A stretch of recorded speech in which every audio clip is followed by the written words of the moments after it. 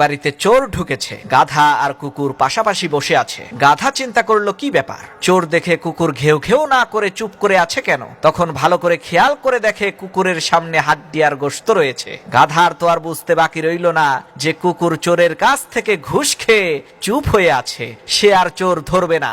তখন গাধা কোনো উপায় অন্তর না দেখে বাড়ির মালিককে ঘুম থেকে জাগানোর জন্য চিৎকার করা শুরু করলো। গাধার বিরক্তিকর চিৎকার শুনে বাড়ির মালিক ঘর থেকে বের হয়ে দেখে কুকুর আরামে ঘুমিয়ে আছে আর গাধা লাফাচ্ছে। তখন সেই মালিক রাগান্বিত হয়ে একটা লাঠি দিয়ে গাধার পিঠের উপরে কষিয়ে 2টা বাড়ি মারলো। তখন গাধা মনে মনে চিন্তা করলো, পাহারাদাররা যখন ঘুষ খেয়ে চোর ধরা বন্ধ করে দেয়, তাদের দায়িত্বকে ভুলে যায়, তখন অন্য কেউ যদি চিৎকার করে মালিকের ঘুম ভাঙাতে চায়, তার অবশ্যই পিটুনি খেতে হবে, জেল জুলুমের শিকার হতে হবে।